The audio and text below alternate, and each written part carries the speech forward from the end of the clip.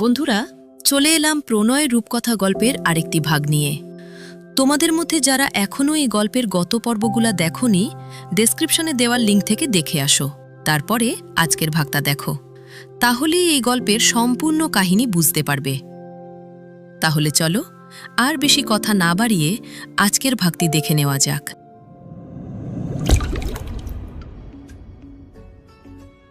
দীপ্র ঠোঁট কামড়ে চেয়ে আছে।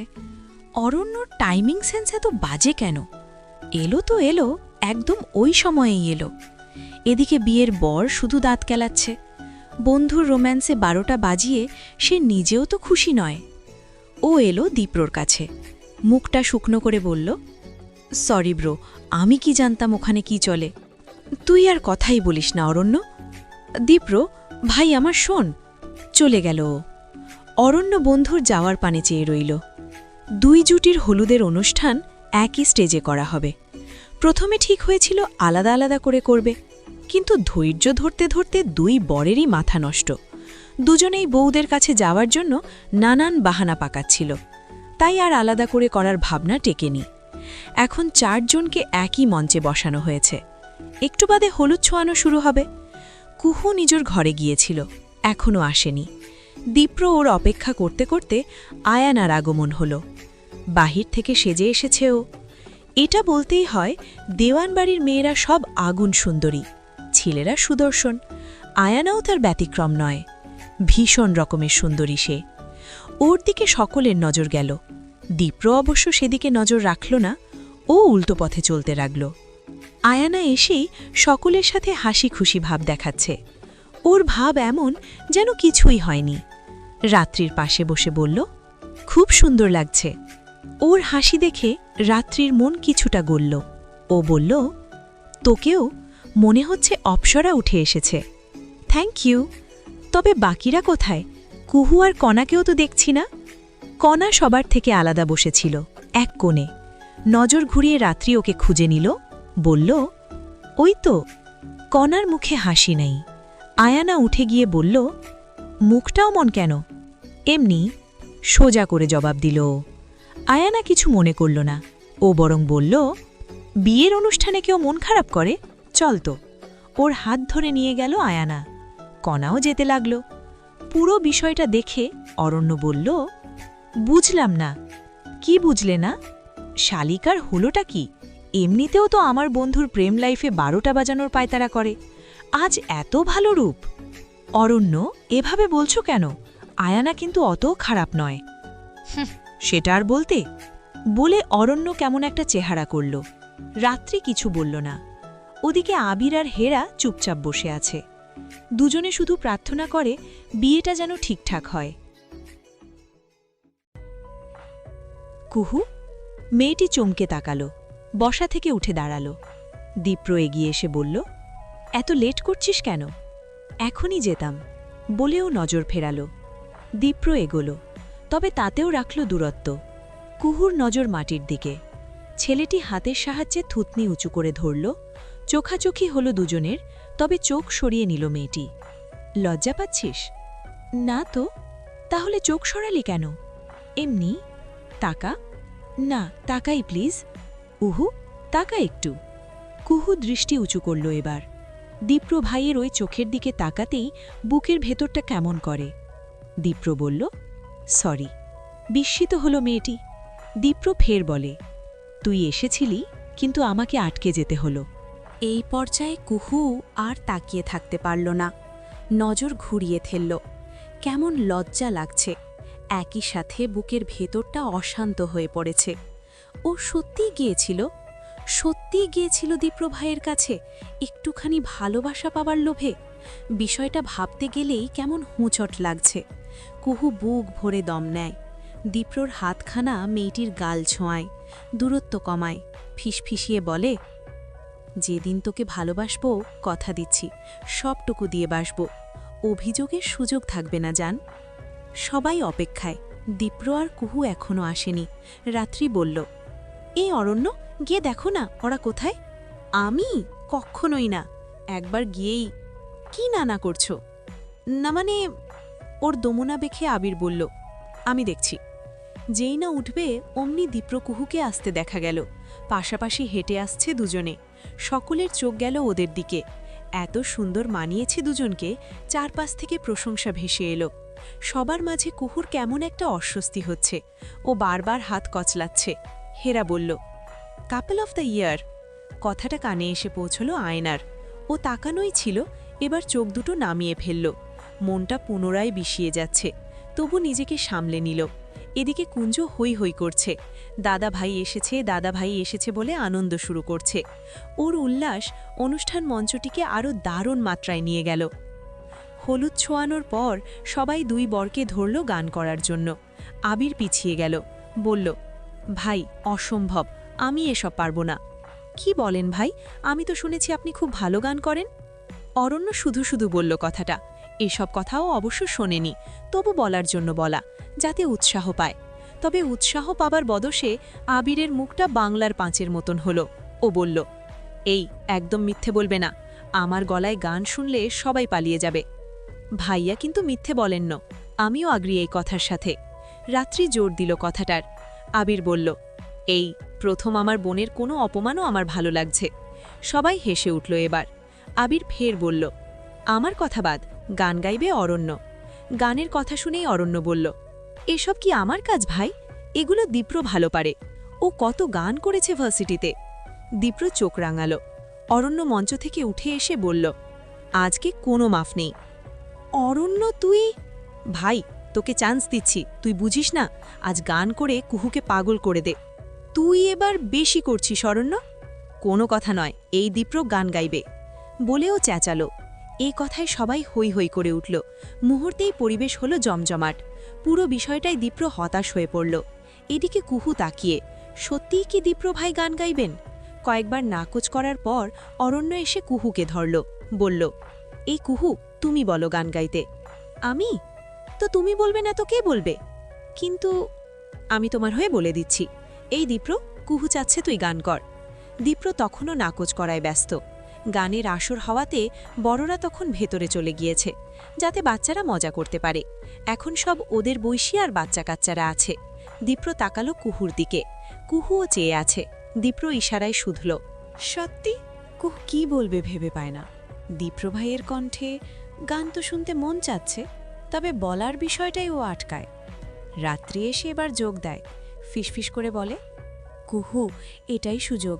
এরপরে আর কখনো দীপ্র ভাইকে দিয়ে গাওয়াতে পারবো কিনা জানা নেই, তুই প্লিজ হ্যাঁ কর। দীপ্র তখনও উত্তরের অপেক্ষায়। কুহুর শুকনো ঢোক গিলে মিনমিনে সুরে বলে, সবাই যখন চাচ্ছে, ওর কথা পুরো হতে পারে না। অরণ্য বলে উঠল, ব্যাস হয়ে গেল, এবার দীপ্র গান গাইবে। কুহুর দৃষ্টি নত, তবে দীপ্র চেয়ে আছে। দেখছে কুহুর দৃষ্টির নরণ উষ্কুস অনুভূতি, যা দীপ্রকে এলোমেলো করে দেয় মুহূর্তেই। অবশেষে দীপ্র গান গাইবে বলে ঠিক হলো। অরণ্য খুব দারুণ গিটার বাজাতে পারে। ভার্সিটিতে থাকাকালীন ওরা গান করত প্রায়ই। বিদেশি বন্ধুরা তখন অবাক হয়ে শুনত। মিউজিকের ব্যবস্থা থাকায় গিটারের অসুবিধা হলো না। দীপ্র মঞ্চে উঠেছে। পাশেই গিটারের সুর ধরল অরণ্য। কুহু ঠিক বরাবর দাঁড়িয়ে। আশেপাশে আরও সবাই রয়েছে। একদম শান্ত একটা পরিবেশ, সবাই অপেক্ষায়। হুট করে দীপ্রর নতদৃষ্টি উঁচু হল। কুহুর দিকে তাকিয়েও গাওয়া শুরু করল।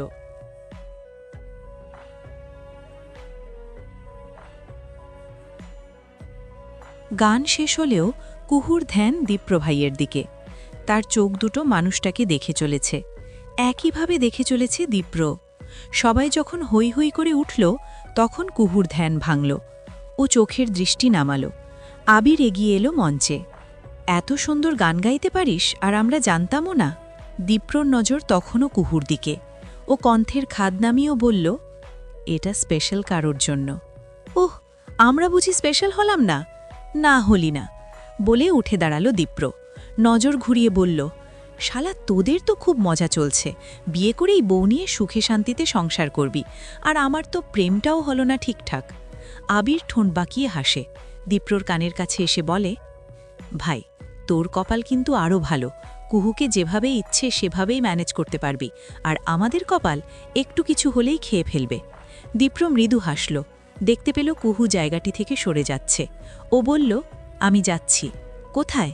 যেখানে যাওয়ার কথা বলেই লাফিয়ে নেমে গেল দীপ্র। আয়না একপাশে দাঁড়িয়েছিল। ওর আর সহ্য হচ্ছে না।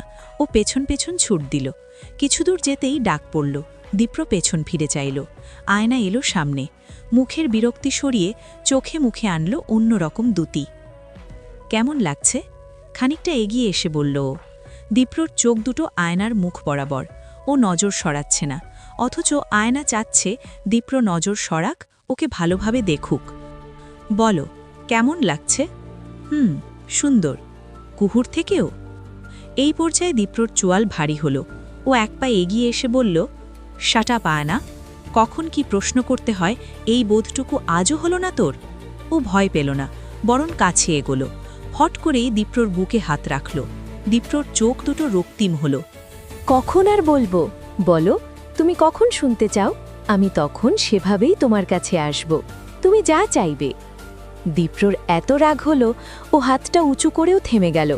আয়ানা অবশ্য দমল না। মারবে? মারো, মারো প্লিজ, তবু আমার হয়ে যাও, আমার হয়ে যাও। আমি জানি কুহুর সাথে তোমার কোনো ভালোবাসার সম্পর্ক নেই, ওর সেই যোগ্যতাই নেই। ওর মতন মেয়ে তোমাকে কিভাবে বুঝবে? আমি জানি তো সব। তুমি কুহু যেতে যেতে থেমে গিয়েছিল। ও দেখেছিল দীপ্র ভাই আসছেন। যখন দেখল আর দেখা যাচ্ছে না, তখন ফিরত এসেছিল পেছনের দিকে। ঠিক তখনই এসে এই ঘটনা চোখে পড়ল। কথাগুলো কানে যেতেই কুহুর বুকের ভেতরটা কেমন করে উঠল। ও পেছন ফিরতে গিয়ে একটি ইটের সাথে আঘাত খেল। ব্যথায় উহ বলে শব্দ করতেই পেছন ফিরল দীপ্র। দেখতে পেল কুহুকে। ও কুহু বলে ডাকতেই কুহু দ্রুত উঠে গিয়ে স্থানটি ত্যাগ করল। আয়না পুনরায় দীপ্রকে চেপে ধরল। দীপ্র এবার নিজের রাগটি সামাল দিতে ব্যর্থ হল। আয়নাকে এক ধাক্কায় সরিয়ে দিল।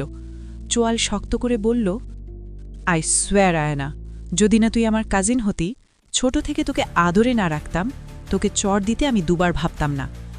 তোর আর কুহুর মাঝে ডিফারেন্ট এই জায়গাতেই। ও তোর মতো নির্লজ্জ নয়, নিজেকে শো অফ করে না কখনো। ঠিক এই কারণেই কুহুকে আমি ভালোবাসি আমি কুহুকে, যে আমার স্ত্রী। দীপ্র বড় বড় কদমে স্থানটি ত্যাগ করল। আয়না থাই দাঁড়িয়ে, ওর দু চোখে জল চিকচিক করছে। ও দীপ্র যাওয়ার পানে চেয়ে বলল, আমি আর সহ্য করব না, তোমরা প্রত্যেকে এর ফল ভোগ করবে। কিছু দূর গিয়ে কুহুর দেখা পেল দীপ্র। মেয়েটি খুঁড়িয়ে খুঁড়িয়ে হাঁটছে। দীপ্র ডেকে উঠল, কুহু। ও তাকালো না, ওভাবেই হাঁটতে লাগল। দীপ্র কিছুটা দৌড়ের মতন করে ওর সামনে এলো। মেয়েটি নজর ঘুরিয়ে ফেলতেই দীপ্র বলল, বেশি লেগেছে? না, ঠিক আছি। কুহুর চোখে জল। এই জল দুটো কারণেই। দীপ্র বুঝল। তবে ওর ব্যস্তটা মেয়েটির পা নিয়ে। ও পায়ের দিকে নজর ফেরাতেই দেখল লাল রঙের তরল দেখা যাচ্ছে। ওর বুকের ভেতর মোচড় দিয়ে উঠল। রক্ত বেরোচ্ছে। ঠিক আছি আমি। ঠিক আছিস? আসলেই ঠিক আছিস? কুহুর রক্তে ভয়, অথচ আজ মেয়েটি কেমন ভয়কে জয় করে নিয়ে চলছে। দীপ্র ওকে টেনে পাশের একটা বেঞ্চে বসিয়ে দিল। কুহু আবারও বলল, আমি ঠিক আছি, এটা তেমন কিছু না। হুশ, দেখতে দে, বলে মেয়েটির পায়ের কাছে বসল দীপ্র। কুহু শুরুতেই ঘটনা বুঝল না। দীপ্র যখন ওর পা ধরতে যাবে, অমনিও পা সরিয়ে নিল। এইটা না প্লিজ। কি? পা ধরবেন না? কেন? এমনি। চুপচাপ বসে থাক। না শোনেন, চুপ করতে বলেছি তো, বলে মেয়েটির পা ধরল দীপ্র। কুহু চোখ দুটো মুদিত করে ফেলল।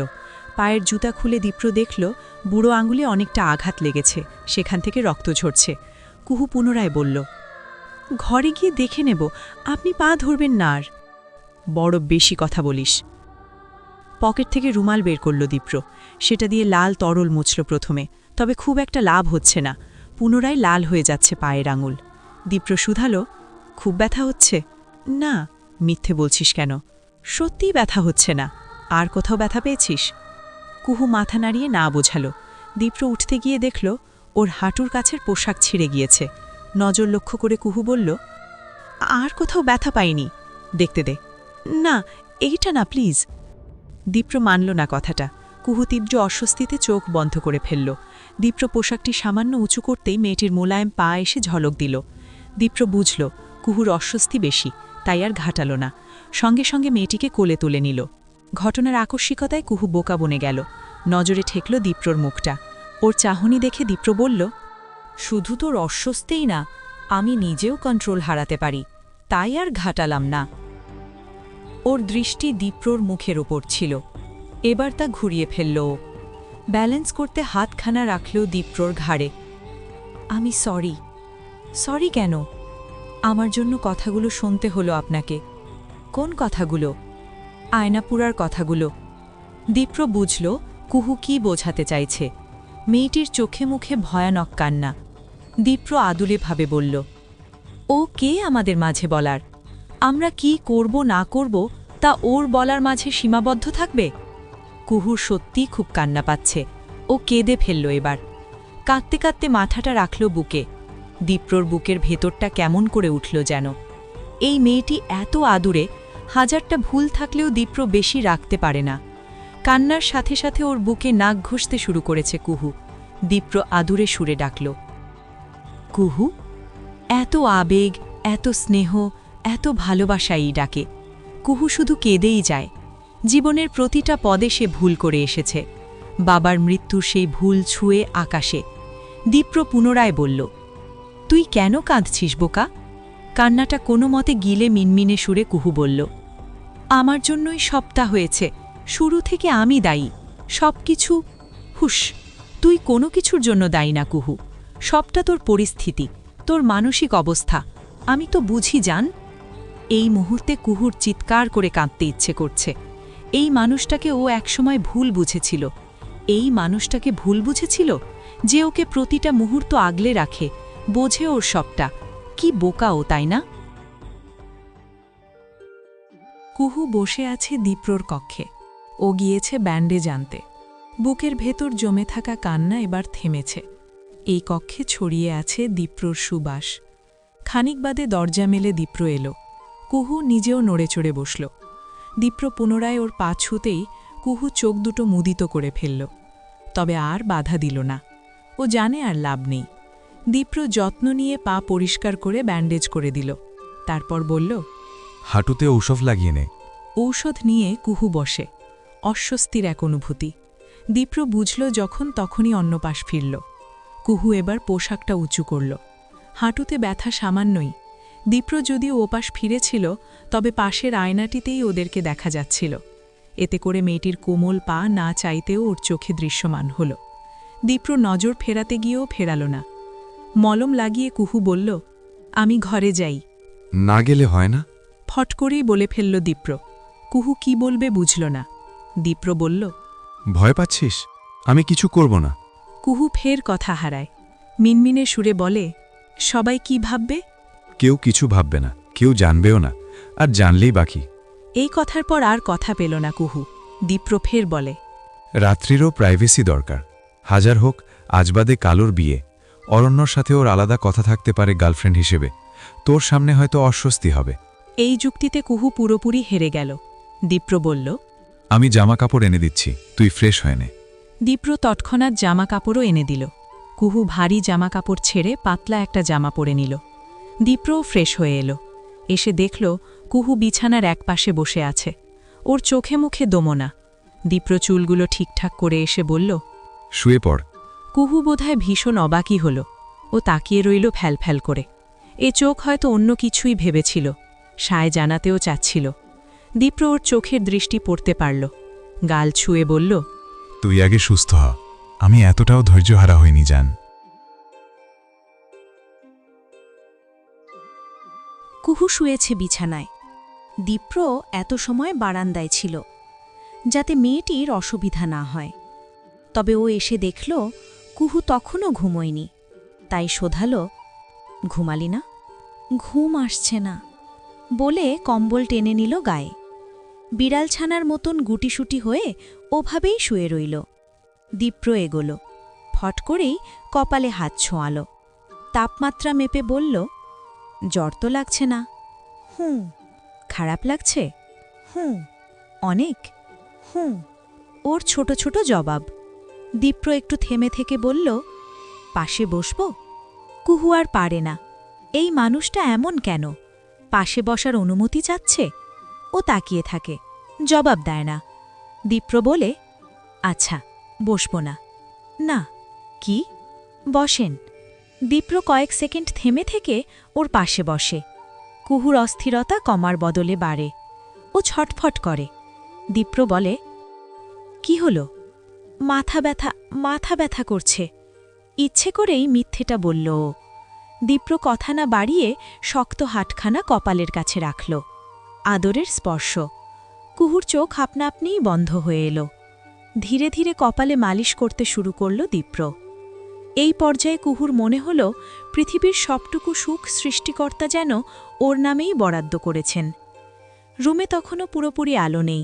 বারান্দা থেকে যা আলো আসে তাতে মুখশ্রী আরও মায়াময় লাগে। কুহু মুদিত চোখ খুলতেই দেখতে পায় দীপ্রর মুখখানা। অদ্ভুত সুন্দর দুটি চোখ, সরু নাক, গাল জুড়ে ছোট করে রাখা রং। আর ওই ঠোঁট যেন এক বুক তৃষ্ণার কারণ। ওর মন মস্তিষ্ক মিলিতভাবে আজ অন্যরকম হাওয়া তৈরি করছে। শুকনো ঢোক গিলে ওভাবেই চেয়ে থাকে, দেখতে থাকে গোটা মানুষটাকে। যখন বোধ হয় তখন লজ্জা এসে আটকায়, চোখ নামিয়ে ফেলে দ্রুত। দীপ্র এত সময় ধরে ওর নজর খেয়াল করেছে, তবে মেয়েটিকে বিব্রত করেনি। চোখ নামানোয় এবার বলল, চোখ সরালি কেন? আচমকা প্রশ্ন আসায় কুহু জবাব দিতে পারে না। মিনমিনে সুর তুলতেই দীপ্রর হাত কপাল থেকে গালে এসে থামে। পুরো হাতটাই ওর গালের সাথে মিশে যায়। তাকাতে ভয় পাস? পাই না তো, ফট করে জবাব দেয় কুহু। ওর এভাবে দেওয়া জবাব দেখে দীপ্র ঠোঁট টিপে হাসে। ফের বলে, তাহলে ভয় না পেলে কি পাস? লজ্জা? কুহু আর পারে না, জবাব আসে না ভেতর থেকে। কি বলবে, কিভাবে বলবে? ও চোখ নামিয়েই রাখে। দীপ্র সামান্য ঝুঁকে, নিঃশ্বাস এসে পড়ে মেয়েটির মুখে। ধীর গলায় দীপ্র বলে, ভয় লজ্জা যাই পাস না কেন, আমি কথা দিলাম কিচ্ছু করব না। কথা শেষ করে দীপ্র যখনই সরে নিতে যায়, কুহু শোয়া থেকে আধশোয়া হয়ে বলে, এর আগেও তো কথা রাখেননি। থেমে যায় দীপ্র, বুক ভরে সমীরণ টেনে নেয়, বলে, এবার রাখব। কেন? এই এক কেনই যেন দীপ্রর মস্তিষ্ক খুলে দেয়। ও খানিক থেমে থাকে, তারপর পেছন ফেরে। কুহুর নজর উঠানো ছিল, ও ঘুরতেই পা নামিয়ে ফেলে। দীপ্র যত পা এগিয়ে গিয়েছিল এবার ঠিক তত পা পিছিয়ে আসে। কুহু? মেয়েটি জবাব দেয় না, ওভাবেই আধশোয়া রয়, হাত কোচলাতে থাকে, চোখ ঘোরায় এদিক ওদিক। দীপ্র ফের বলে, তুই কি চাচ্ছিস আমি প্রমিস ব্রেক করি? মেয়েটির বুকের ভেতর বিশাল একটা ধাক্কা লাগে, হৃদয়ের গতি বাড়ে, চোখ দুটো হয় অশান্ত। বিপরীতে দীপ্রর চোখ দুটো একদম স্থির। ও দেখছে কুহুর চোখের পাপড়ির নড়ন, ঘন ঘন নিঃশ্বাস নেয়া, শুকনো ঠোঁট বারবার ভেজানোর চেষ্টা। দীপ্র এক পা এগোয়। কুহুর হৃদয় এবার বেরিয়ে আসার উপক্রম। ও স্থির থাকার চেষ্টা করে, তবে পারে না। জায়গাটি থেকে সরে যেতে নিলেই খপ করে দীপ্র ওর হাতটা ধরে ফেলে। সঙ্গে সঙ্গে চোখ দুটো মুদিত করে ফেলে ও। দীপ্র এক টানে মেয়েটিকে বুকের সাথে মিশিয়ে নেয়। একটি হাত ছুঁয়ে যায় কোমর, ঈষৎ চাপের সৃজন হয়। পুরুষালী স্পর্শে কুহুর নারী মনও ব্যাকুল হয়ে ওঠে। একাধিক অনুভূতিতে ও পারে না কেবল মাটির সাথে মিশে যেতে। দীপ্র ফিসফিসিয়ে বলে, তুই কি চাচ্ছিস জান পাখি? চাচ্ছিস আমি ভালোবাসি, সবভাবে ভালোবাসব। বাসব সোনা, বল প্লিজ, বল জান, ভালোবাসব। বলতে বলতে মেয়েটির কানের কাছে মুখ ঠাকায় দীপ্র। কুহুর মুদিত চোখ খুলে যায়, বুকের ভেতর ঝড় এসে আটকায়। ওর হাত দুটো দীপ্রর বুকের কাছে এসে আটকায়। মেয়েটির কোমরে রাখা দীপ্রর হাত আরও গভীরভাবে ছুঁয়ে যায়। কুহু খামচে ধরে পোশাকটি। দীপ্রর খোঁচা দাড়ি ওর গলায় এসে লাগে। সুরসুরি লাগতেই মেয়েটি কেঁপে ওঠে। দীপ্র ফট করেই চুমু খায় গলায়।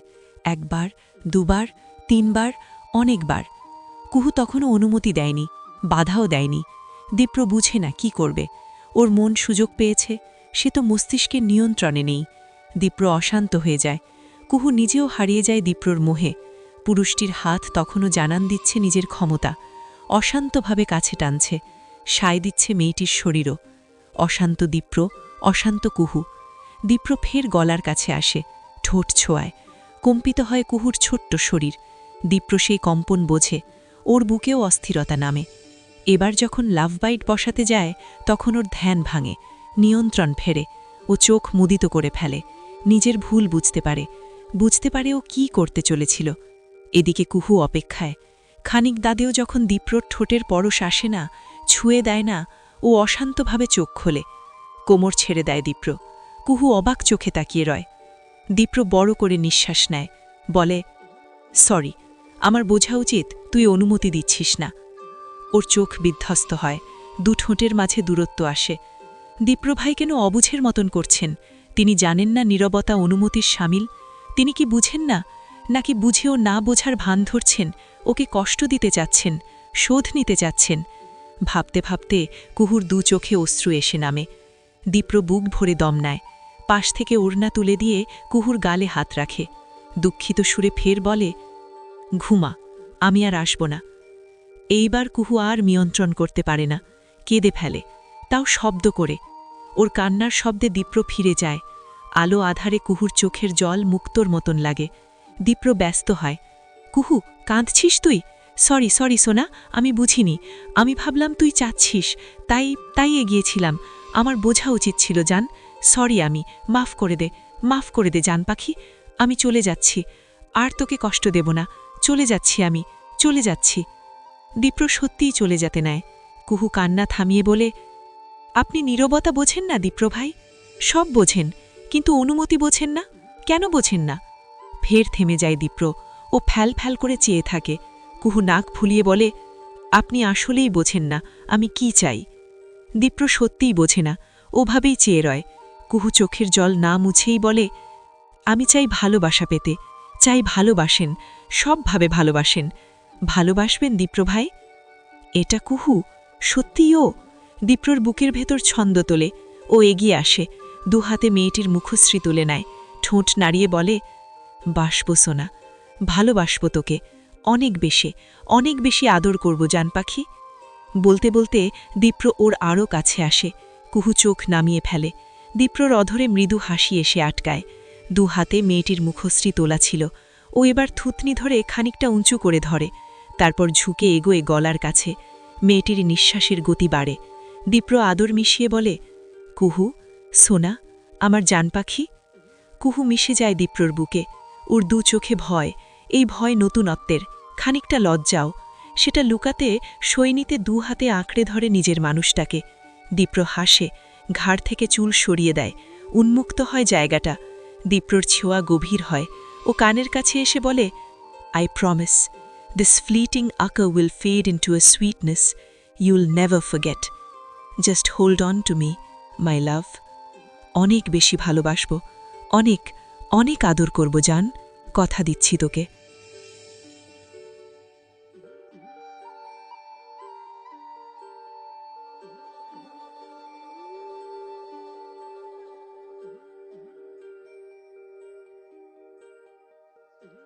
ভিডিওটি এই পর্যন্ত দেখার জন্য অনেক ধন্যবাদ। আজকের পর্বটি ভালো লাগলে লাইক দিয়ে একটি সুন্দর কমেন্ট করে যাবেন। আপনাদের সাপোর্ট পেলে নতুন গল্প দিতে খুব ভালো লাগে।